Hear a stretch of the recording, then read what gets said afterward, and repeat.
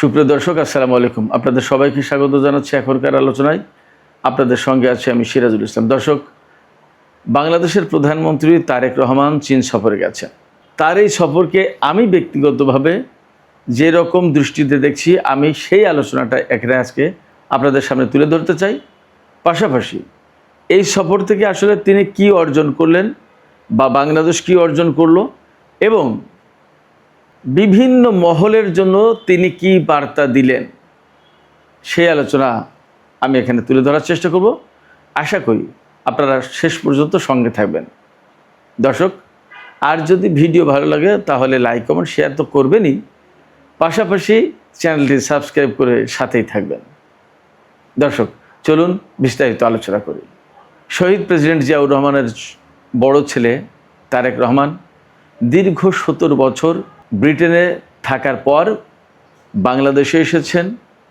নির্বাচন হয়েছে, নির্বাচনে তিনি এমপি নির্বাচিত হয়েছেন এবং তার দল সংখ্যাগরিষ্ঠতা পাওয়ার কারণে সরকার গঠনে সক্ষম হয়েছে এবং তিনি প্রধানমন্ত্রীর দায়িত্ব নিয়েছেন।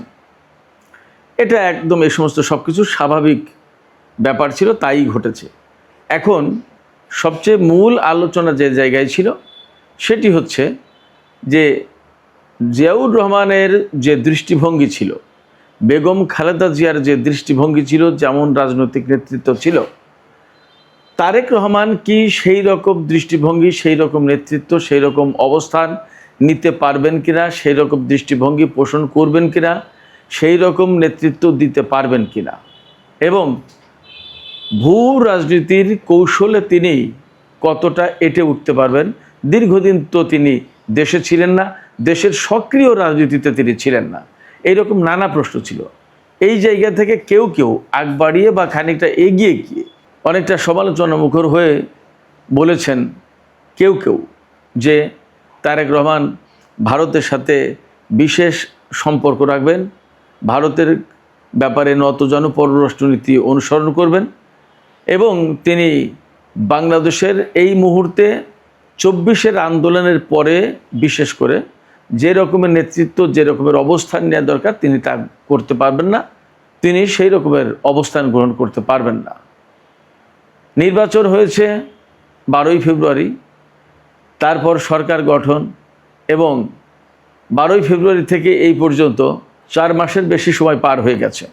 এই দীর্ঘ সময়টাতে, অর্থাৎ এই যে 4 মাসের বেশি সময়, এই সময়টাতে পুরোটা সময় জুড়েই তার ব্যাপারে যারা সমালোচনা মুখর ছিলেন তারা ওই সমালোচনা জারি রেখেছেন, আর যারা তার পক্ষের লোকজন, দলীয় কর্মী, তারা তাদের মতো করে বলে গেছেন, তারা তাদের মতো করে সমর্থন করে গেছেন, এখনও সমর্থন অব্যাহত রেখেছেন। আর মাঝখানে একটা বিরাট জনসংখ্যা, বিশ্লেষক মহল, পর্যবেক্ষক মহল, রাজনৈতিক পর্যবেক্ষক মহল বা আন্তর্জাতিক আঞ্চলিক পর্যায়ে যারা বিশেষ ভূমিকা রাখে, অনেকেই তারেক রহমান কি করতে চান, কি রকমের দৃষ্টিভঙ্গি পোষণ করেন এবং তার অবস্থান কি হবে, বিশেষ করে আঞ্চলিক ভূ রাজনীতির ক্ষেত্রে, এগুলো দেখার জন্য গভীরভাবে অপেক্ষা করছিলেন, পর্যবেক্ষণ করছিলেন।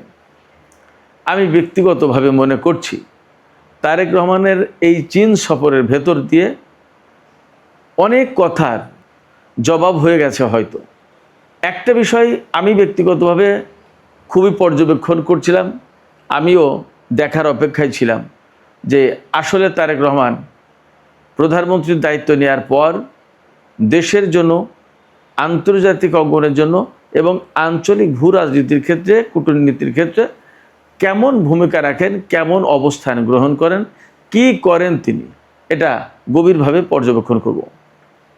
আমি অনেকের মতোই হয়তো স্বাভাবিকভাবেই পর্যবেক্ষণ করার চেষ্টা করেছি এবং আমার কাছে মনে হয়েছে এই যে সফরে গেলেন তিনি, এর আগ পর্যন্ত 4 মাস সময় ধরে যে সরকার পরিচালনা করেছেন, সেই সময়ে কিন্তু অনেক সমালোচনার জবাব তিনি দেননি কথার মাধ্যমে।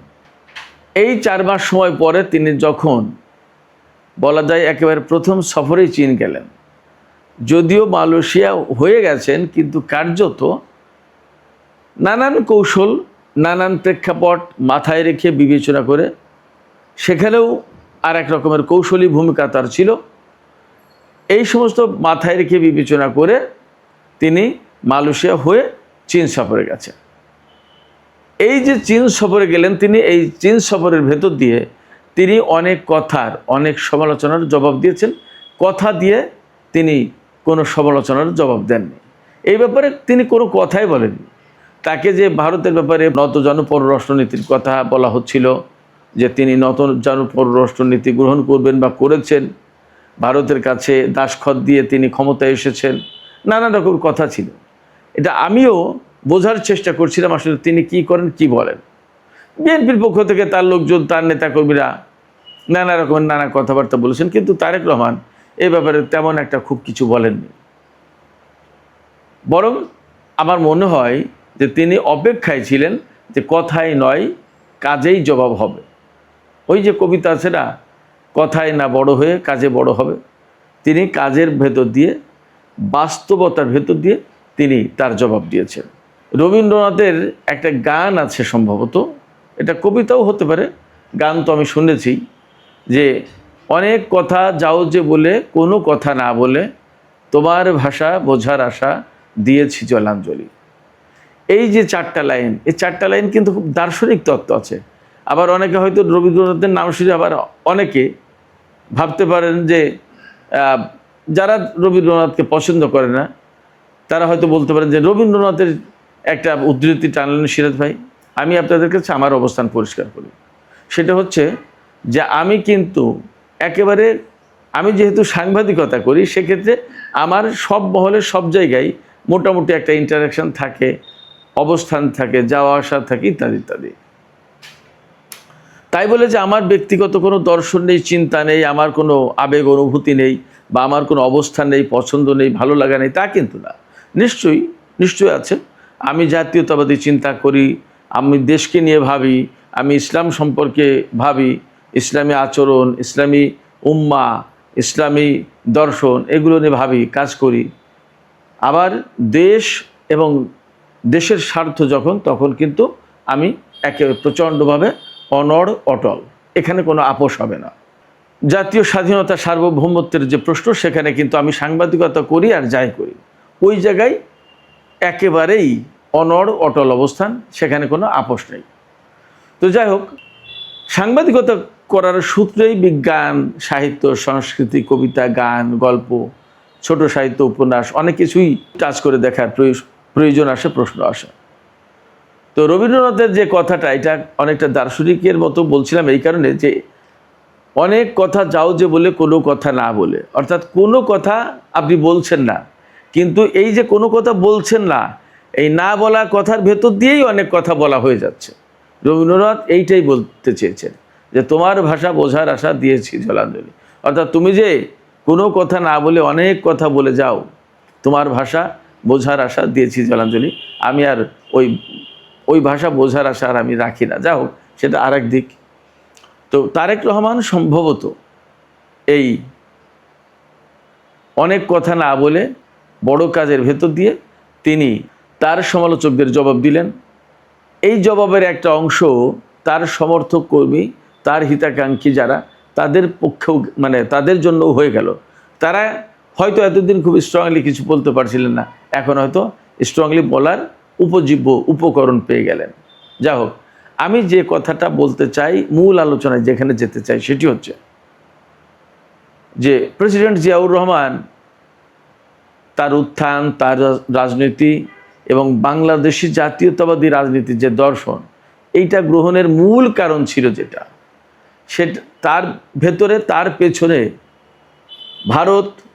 ভারতীয় অনেকটা আধিপত্যবাদীর যে নীতি, বা বাংলাদেশের সাথে তাদের যে বড় ভাই সুলভ আচরণ, এই বিষয়ের বিপরীতে দাঁড়িয়ে এই বাংলাদেশি জাতীয়তাবাদী দর্শনের তিনি সূচনা করেছিলেন, যাত্রা করেছিলেন।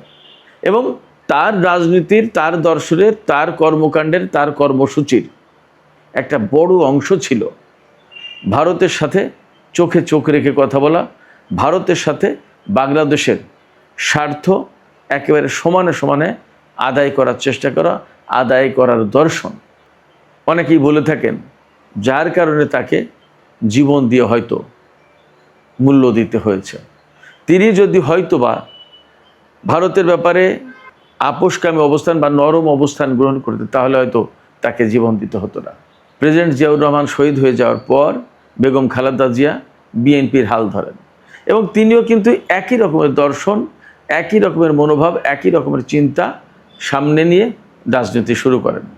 তিনি কিন্তু শহীদ প্রেসিডেন্ট জিয়াউর রহমানের যে মূল নীতি আদর্শ সেই জায়গা থেকে সরে আসেননি। অনেকেই বলে থাকেন যে প্রেসিডেন্ট জিয়াউর রহমান এবং খালেদা জিয়া তাদের দুইজনের মতো তারেক রহমান কি অবস্থান নিতে পারবেন, এবং তিনি যেহেতু দীর্ঘদিন দেশে ছিলেন না সে কারণে তার পক্ষে কি এটা সম্ভব। এই জায়গায় আমিও অনেকের মতোই বিষয়টা দেখতে চেয়েছিলাম। সেই জবাব তিনি এই সফরের ভেতর দিয়ে অনেকটা দিয়ে দিলেন। চীন সফরে তারেক রহমানের যাওয়ার অর্থ এই না যে ভারতের সাথে শত্রুতা তিনি শুরু করেছেন। এখানে আমরা কূটনীতিতে আমাদের জাতীয় স্বার্থে, আমাদের জাতীয় প্রয়োজনে কাকে অগ্রাধিকার দেব, কাকে আগে রাখবো, কাকে পরে রাখবো, কার সাথে কতটুকু সম্পর্ক করব, কার সাথে কতটুকু সম্পর্ক নিয়ন্ত্রণ করব, কতটুকু এগিয়ে নেব, এ সমস্ত সম্পূর্ণভাবেই আমাদের জাতীয় স্বার্থের দৃষ্টিকোণ থেকে আমাদের নিজস্ব ব্যাপার, এবং এটাই স্বাধীনতার সার্বভৌমত্ব। আমরা যদি নিজেদের নীতি আদর্শ পলিসি, আমাদের স্বার্থ সুবিধা, আমাদের ভালো লাগা মন্দ লাগা, এইগুলো যদি আমরা আমাদের নিজেদের মতো করে সেট করতে না পারি, ঠিক করতে না পারি, তাহলে কিন্তু এই দেশের স্বাধীনতার সার্বভৌমত্বের কোনো অর্থ হয় না। এই জায়গা থেকেই জনাব তারেক রহমান সেই স্বাধীনতার সার্বভৌমত্বের প্রতি সম্মান দেখিয়ে, সেই স্বাধীনতার সার্বভৌমত্বকে উচ্চে তুলে ধরে নিজের মতো করে, নিজেদের মতো করে তার সফরসূচি ঠিক করেছেন। তারেক রহমান বা বিএনপি ক্ষমতা আসার পরপরই ভারতের প্রধানমন্ত্রী নরেন্দ্র মোদী তারেক রহমানকে ভারত সফরের আমন্ত্রণ জানিয়েছেন। চীনের পক্ষ থেকেও আমন্ত্রণ ছিল, কিন্তু তিনি মালয়েশিয়া বেছে নিয়েছেন সবার আগে, তারপরে চীন গেছেন এবং চীনের সাথে বেশ কিছু চুক্তি, বেশ কিছু সিদ্ধান্ত হয়েছে। কিন্তু আমি আবারও বলি, এই যে চীন সফরে যাওয়া, মালয়েশিয়া সফরে যাওয়া, এর মানে এই না যে তিনি ভারতকে এড়িয়ে গেলেন বা ভারত সফরে যাবেন না বা ভারতের সাথে শত্রুতা শুরু করলেন, নট দ্যাট। একেবারেই বাংলাদেশের সরকারের বা বাংলাদেশের স্বার্থে বা বাংলাদেশের প্রয়োজনে যে কাজটা করা দরকার তিনি সেই কাজগুলো আঞ্জাম দেওয়ার ব্যবস্থা করেছেন, সেই কাজগুলোর আয়োজন করার চেষ্টা করেছেন, সেই কাজগুলো সম্পন্ন করার চেষ্টা করছেন। কোনো কাজ শুরু করলেন, কোনো কাজ সম্পন্ন করার চেষ্টা করছেন, এই হলো ব্যাপার। হয়তো এরপরেই ভারত সফরে যাবেন, অথবা আমেরিকা বা ব্রিটেন বা মধ্যপ্রাচ্যের কোনো দেশ সফরে যাবেন, ভারত সফরও করবেন। আমাদের যেহেতু স্বাধীন পররাষ্ট্রনীতি আছে এবং আমরা কাউকে প্রভু হিসেবে গ্রহণ করি না বিদেশে, আমাদের সবাই বন্ধু, কেউই প্রভু নয়। সেক্ষেত্রে আমরা আমাদের বন্ধু হিসেবে এখানে আমাদের প্রয়োজনীয় নিরিখে আগে চীন সফর করলাম, তারেক রহমান সেই কাজটা করলেন। যখন প্রয়োজন হবে, যখন আমাদের যে স্বার্থের প্রশ্ন, হয়তো ভারতের সাথে আমাদের যে সমস্ত বিষয় আছে সে সমস্ত বিষয়ে কাজ করার জন্য আরও হোমওয়ার্ক প্রয়োজন, সেই হোমওয়ার্কগুলো করে একটা সফরে গেলে সেখানে তো আমরা যা যা করতে চাই, আমরা কি পেতে চাই, তাদেরকে আমরা কি দিতে চাই, এগুলো নিয়ে তো হোমওয়ার্ক করতে হয়, ডিটেলস একটা ধারণা থাকতে হয়। এই ডিটেলস ধারণা এবং এই ডিটেলস হোমওয়ার্ক করে এরপরে ভারত সফরে যাবেন এবং ভারতের সাথে আমাদের লেনদেন কোথায়, আমাদের কোথায় কি বোঝাপড়া, আমাদের কোথায় কি সমস্যা, আমাদের কোথায় কি সমাধান, তারা আমাদের কাছে কি চায়, আমরা তাদের কাছে কি চাই, আমাদের ভেতরে কোনো রকমের টানাপোড়েন, কোনো রকমের সংকট সমস্যা থাকলে সেগুলো সমাধান করতে হবে, কিভাবে সমাধান করা যাবে তার প্রস্তাব দেওয়া হবে, ইত্যাদি ইত্যাদি সবই হবে, কোনোটাই বাদ যাবে না। এবং মনে রাখতে হবে যে ভারত কিন্তু আমাদের একেবারেই নিকটতম প্রতিবেশী। আমি গত পরশুদিনের ভিডিওতেও বলেছি যে আমাদের তিন দিকে যেহেতু ভারতকে মাইনাস করার সুযোগ কিন্তু আমাদের নেই। তাই বলে ভারতের কাছে যে আমরা একেবারে নতজানু পররাষ্ট্রনীতি গ্রহণ করবো, নট দ্যাট, আমরা তা করব না। আমরা যা করব সেটা হচ্ছে ভারতের সাথে আমাদের সম্পর্ক হবে সম্মানজনকভাবে এবং তাদের সাথে আমাদের একেবারেই সমানে সমান, অর্থাৎ তারা একটা দেশ, আমরা একটা দেশ, তারা স্বাধীন দেশ, আমরা স্বাধীন দেশ। দেশ ছোট কি বড়, জনগণ 140 কোটি কি 20 কোটি, এইটা প্রশ্ন না। প্রশ্ন হচ্ছে তারা একটা দেশ, আমরা একটা দেশ। আমাদের একটা রাজধানী আছে, তাদের রাজধানী আছে, আমাদের সরকার আছে স্বাধীন, তাদের সরকার আছে, আমাদের সমস্ত সব কিছু স্বাধীন, তাদের সমস্ত সব কিছু স্বাধীন। আমরা তাদের সাথে চোখে চোখ রেখে কথা বলবো, আমরা তাদের সাথে ঔদ্ধত্য দেখাবো না। তারা যদি আমাদের সাথে কোনো ঔদ্ধত্য দেখায় আমরা সেটা মানব না। আমাদের নীতি তো এইটা হবে। এবং এই প্রেক্ষাপটে ভারতের সাথে যে সমস্ত আনসলভড বিষয়গুলো, ইস্যুগুলো রয়েছে, সেগুলো সলভ করার জন্য আমার বিশ্বাস যে অনেক বেশি হোমওয়ার্ক প্রয়োজন। এই হোমওয়ার্ক করার জন্য আমাদের সময় লাগবে। হয়তো তারেক রহমান সেই সময়টুকু নিচ্ছেন। নিশ্চয়ই তিনি ভারত সফরে যাবেন। ভারতের সাথে বাংলাদেশের সম্পর্ক আমরা আশা করব উন্নত হবে। উন্নত হবে এই কারণে, আমি আবারও বলি, প্রতিবেশী কিন্তু পাল্টানো যায় না। প্রতিবেশী প্রতিবেশীর জায়গায় থাকবে। আমরা যেমন তাদের প্রতিবেশী, তারা আমাদের প্রতিবেশী। অর্থাৎ দুই প্রতিবেশী, তাদের ভেতরে যদি সম্পর্ক সুন্দর না থাকে, তাহলে কিন্তু আসলে প্রকৃতপক্ষে একেবারে জীবনটা ঝাঁঝরা হয়ে যায়, তছনছ হয়ে যায়। কেন? প্রতিদিন আপনি সকালবেলায় ঘুম থেকে উঠে প্রতিবেশীর মুখ দেখবেন, আপনি রাতে ঘুমানোর আগ পর্যন্ত প্রতিবেশীর পাশে থাকতে হবে আপনাকে। এখানে যদি প্রচণ্ড রকমের টানাপোড়েনের সম্পর্ক থাকে, তাহলে আপনার ভেতরে কখনোই আপনি মানসিক শান্তিতে থাকতে পারবেন না, কখনোই শান্তিতে থাকা যাবে না। সবসময় ভেতরে ভেতরে একটা অশান্তি, একটা খটমটি সম্পর্ক থাকবে, টানাপোড়েনের সম্পর্ক। এই সম্পর্ক একেবারেই গ্রহণযোগ্য না। এটা কোনো মতেই একটা দেশ, একটা জনপদ বা কোনো ব্যক্তি তার প্রতিবেশীর সাথে বা তাদের প্রতিবেশীর সাথে এইরকম টানাপোড়েনের সম্পর্ক নিয়ে ভালো থাকতে পারে না। আমরা ভারতের সাথে যদি খুবই বাজে সম্পর্কের দিকে নিয়ে যাই, দ্বিপক্ষীয় সম্পর্ক, সেটা কিন্তু আমাদের জন্য যেমন সুখকর হবে না, তেমনি তাদের জন্য সুখকর হবে না। একই রকমভাবে ভারতকেও চিন্তা করতে হবে। যার কারণে এই যে এই সময় পুশিনের যে সংকটটা তৈরি করেছে ভারতের পক্ষ থেকে, এই সংকটটা এখনই এখানেই বন্ধ করা উচিত। যা হোক, আমি বলছিলাম চীন সফরের কথা। চীন সফরের কেন জবাবটা হলো, কিভাবে জবাব দিলেন তিনি? ওই যে আগেই বলেছি, অনেকে বলছিলেন যে তারেক রহমান হয়তো নতজানি পররাষ্ট্রনীতি নেবেন ভারতের ব্যাপারে। এখানে যে জবাবটা হলো সেটা হচ্ছে এই, আমি আবারও বলছি যে আমরা বা বাংলাদেশ সরকার বা বাংলাদেশ সরকারের প্রধান নির্বাহী হিসেবে প্রধানমন্ত্রী তারেক রহমান, তিনি এমনটি চাইছেন না যে ভারতের সাথে আমাদের আজই যুদ্ধ লেগে যাক, আজই শত্রুতাপূর্ণ সম্পর্ক শুরু হয়ে যাক, মার কাট সম্পর্ক আমরা চাই না। কিন্তু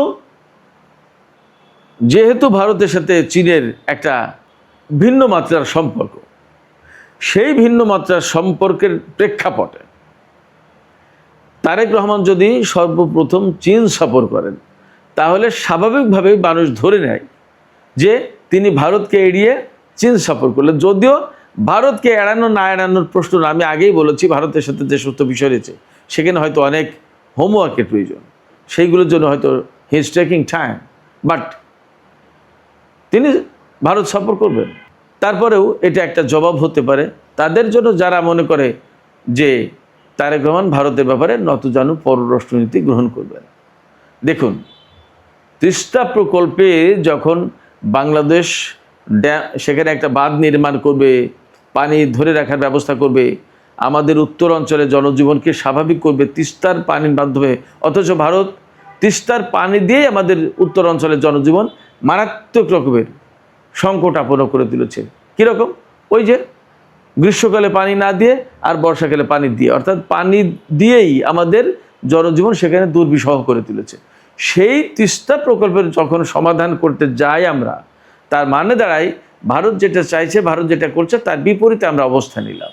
তারেক রহমান তো সেই কাজটা করেছেন, এবং সেই কাজে ভারতের একেবারে বলা যায় যে জানি শত্রু যেটা চীন, সেই জানি শত্রুর সহযোগিতা নিচ্ছে। তাহলে এটা কার্যত ভারত যে দৃষ্টিভঙ্গিটা পোষণ করে আসছে তিস্তার ব্যাপারে, দীর্ঘদিন যাবৎ তিস্তার চুক্তি হবে হবে করে ঝুলিয়ে রেখে আমাদেরকে সেই চুক্তি দেয়নি, এবং আমাদেরকে সেই চুক্তির বা তিস্তার সুফল পাওয়ার সুবিধা থেকে বঞ্চিত করেছে। সেই জায়গায় চীনের সাথে এই ব্যাপারে সমঝোতা করে বা চুক্তি করে বা তাদের সাথে আলাপ আলোচনা করে অনেক বড় কিছু করতে যাচ্ছেন, এবং এটা অলরেডি ডিসাইডেড। সেক্ষেত্রে এটা কি নতজানু পররাষ্ট্রনীতির ভিতরে পড়ে না। সীমান্তে যখন পুশ ইন করছে, বা করার চেষ্টা করছে। একটা মানুষকেও তো আজ পর্যন্ত আমি যতদূর জানি একজন সাংবাদিক হিসেবে খবর রাখি, সাংবাদিক হিসেবে না বলেও সংবাদকর্মী হিসেবে বলেন আপনারা, একজন সংবাদকর্মী হিসেবে যখন খবর রাখি, এখনও পর্যন্ত একজন ব্যক্তিকেও ভারতের বিএসএফ বাংলাদেশের ভেতরে পুশিন করতে পারেনি। হ্যাঁ, এই সমস্যাটার সমাধান হওয়া দরকার। কীরকম? আমাদের বাংলাদেশের কোনো মানুষ যদি অবৈধভাবে ভারতে থাকে, তাহলে আসলে থাকা উচিত না, তাদেরকে ফেরত আনা দরকার। কিন্তু তার একটা প্রক্রিয়া আছে, একটা সুন্দর রূপ আছে, সেই সুন্দর রূপে সেই সুন্দর প্রক্রিয়া অনুসরণ করতে হবে। এটা নিয়ে হয়তো আলাপ আলোচনা হবে। বাট সরকারের পক্ষ থেকে তো বিজেপিকে একদম কড়া নির্দেশনা দেওয়া হয়েছে যে সীমান্তে ভারতের এই তৎপরতা কোনোভাবেই যেন গ্রহণ করা হয় না, মেনে নেওয়া হয় না।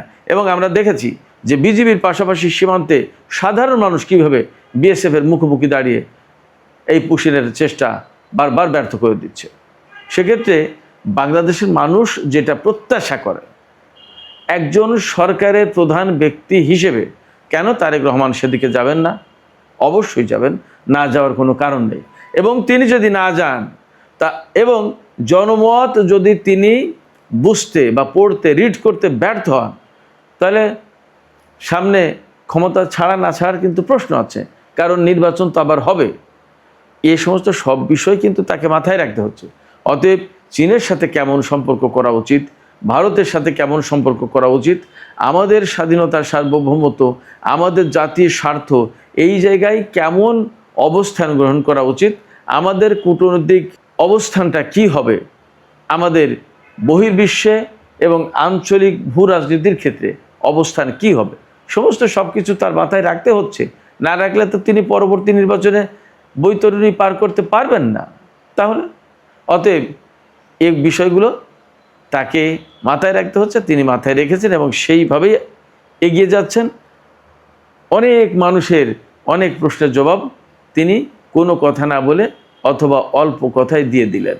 আমি এখন ছোট্ট করে একটু বলি একটা পয়েন্ট। 15 দফা যৌথ ঘোষণা হয়েছে। সর্বপ্রথম প্রেসিডেন্ট জিয়াউর রহমান যখন চীন সফরে গিয়েছিলেন তখন একটা যৌথ ইশতেহার ঘোষণা হয়েছিল। 2005 সালে যখন বেগম খালেদা জিয়া সরকারে, তখন দ্বিতীয়বার যৌথ ইশতেহার ঘোষণা হয়েছিল চীন সফরে গিয়ে। আর এই তৃতীয়বার 2026 সালে তারেক রহমানের সময় চীনের সাথে বাংলাদেশ সরকারের যৌথ ইশতেহার ঘোষণা হলো। এটা অনেক বড় গুরুত্ব বহন করে। এই যে যৌথ ইশতেহার অনেক বড় গুরুত্ব বহন করে। যৌথ ইশতেহার মানে কি? রাজনৈতিক দলগুলো নির্বাচনের আগে ইশতেহার ঘোষণা করে না, তারা কি কি করতে চায় দেশের জন্য, মানুষের জন্য, সমাজের জন্য, তার একটা ডিক্লারেশন দেয়। এই যৌথ ঘোষণায় চীন এবং বাংলাদেশ কি করবে তার একটা ঘোষণা এসেছে। আমি এখানে একটা মাত্র পয়েন্ট আলোচনা করি, একটা মাত্র পয়েন্ট যেটা খুব গুরুত্বপূর্ণ, আপনাদের ভিতরে সবচেয়ে বেশি প্রত্যাশা। 2+2 কৌশলগত যে আলোচনা হবে, এই ব্যাপারে চীন এবং বাংলাদেশ সম্মত হয়েছে। 2+2 কৌশলগত আলোচনাটা কি জানেন? 2+2 কৌশলগত আলোচনা হচ্ছে যে আমাদের বাংলাদেশের পক্ষ থেকে একজন পররাষ্ট্রমন্ত্রী এবং একজন প্রতিরক্ষামন্ত্রী আলোচনা করবেন চীনের একজন প্রতিরক্ষামন্ত্রী এবং একজন পররাষ্ট্রমন্ত্রীর সাথে। অর্থাৎ এই যে 4 জন মন্ত্রীর একটা বৈঠক, এক অনুষ্ঠানে এক বৈঠকে এই 4 মন্ত্রী বসবেন এক টেবিলে, এ পাশে 2 জন, ওই পাশে 2 জন। এই আলোচনা, এই বৈঠকটা আন্তর্জাতিক ক্ষেত্রে, কূটনৈতিক ক্ষেত্রে, দ্বিপক্ষীয় সম্পর্কের ক্ষেত্রে অত্যন্ত গুরুত্ব বহন করে। এই আলোচনায় কি কি হবে? এই যে 2+2 কৌশলগত যে আলোচনা, সেখানে সামরিক কৌশলগত বিষয় নিয়ে আলোচনা হয় এবং সামরিক কৌশলগত সহযোগিতা বাড়ে। এই রকমের আলোচনার প্রেক্ষাপটে 2 দেশের ভেতরে যৌথ মহড়া, সামরিক সহযোগিতা, প্রশিক্ষণ, অস্ত্র ক্রয়, প্রযুক্তি বিনিময়, এগুলো বাড়ে এবং এগুলো সহজ হয়। আঞ্চলিক নিরাপত্তা নিয়ে সমন্বিত কোঅর্ডিনেটেড অবস্থান গ্রহণ করা সহজ হয় বা গ্রহণ করা যায়। সাইবার নিরাপত্তা এবং সন্ত্রাসবাদ দমন নিয়ে আলোচনা হয়, কর্মসূচি গ্রহণ করা হয়, পারস্পরিক সহযোগিতা বাড়ে। সামুদ্রিক নিরাপত্তা এবং গোয়েন্দা তথ্য বিনিময় জোরদার হয়। দীর্ঘমেয়াদী ও কৌশলগত অংশীদারিত্ব বাড়ে। খেয়াল করুন, যদি এই নিরাপত্তা এবং কৌশলগত অংশীদারিত্ব বাড়ে, তার মানে দাঁড়ায় প্রতিরক্ষা সহযোগিতা আরও বাড়বে, বিস্তৃত হবে।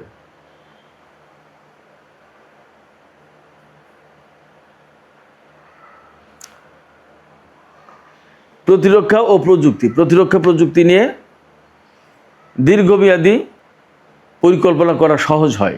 চীনের সাথে আমাদের যে 2+2 সংলাপ হবে, তার কারণে আরও কী পাবো? বঙ্গোপসাগর অঞ্চলের সামুদ্রিক নিরাপত্তা, দুর্যোগ মোকাবেলা এবং আঞ্চলিক স্থিতিশীলতা নিয়ে সমন্বয় বাড়তে পারে। আপনারা খেয়াল করুন, প্রত্যেকটা বিষয়ে আমাদের প্রয়োজন, আমাদের দরকার যা তাই ফুটে ওঠে।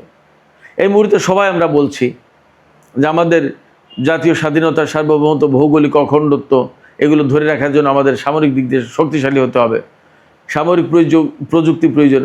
এই যে শক্তিশালী হতে হবে, সামরিক প্রযুক্তি প্রয়োজন, এর জন্য প্রশিক্ষণ প্রয়োজন, এই জন্য অস্ত্র কেনার প্রয়োজন।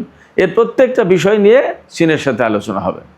খেয়াল করুন, এই যে চীনের সাথে এইগুলো হলো, এইগুলো হওয়ার কারণে আমাদের ভারতের সাথে পরবর্তী ধাপে আলোচনা করতে সুবিধা হবে যে আমাদের এই আছে, আমাদের আর কি প্রয়োজন, এবং আমরা ভারতের সাথে আর কি আলোচনা করতে পারি, বা কোনটুকু করব কোনটুকু করব না।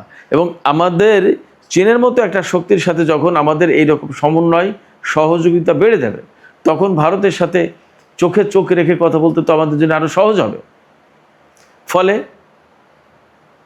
প্রধানমন্ত্রী তারেক রহমান চীন সফরের ভেতর দিয়ে অনেক বলা কথার জবাব দিয়েছেন, কোনো কথা না বলে। সুপ্রিয় দর্শক, এখনকার আলোচনা এখানেই শেষ করতে চাই। আপনারা এতক্ষণ যারা সঙ্গ দিলেন তাদের সবাইকে অনেক অনেক ধন্যবাদ। যাবার আগে আপনাদের কাছে একটু জানতে চাই, আপনাদের কি মনে হয় যে প্রধানমন্ত্রী তারেক রহমানের চীন সফরের ভেতর দিয়ে আসলে বাংলাদেশ একটা শক্তিশালী অবস্থান নেওয়ার চেষ্টা করছে আন্তর্জাতিক এবং আঞ্চলিক অঙ্গনে? আপনাদের মতামত কমেন্টে জানাতে পারেন। আর ভিডিও ভালো লাগলে লাইক, কমেন্ট, শেয়ার করবেন। আবারও বলি, আর চ্যানেলটি সাবস্ক্রাইব করে সাথেই থাকবেন। দর্শক, আপনাদের সবাইকে অনেক অনেক ধন্যবাদ। আল্লাহ হাফেজ।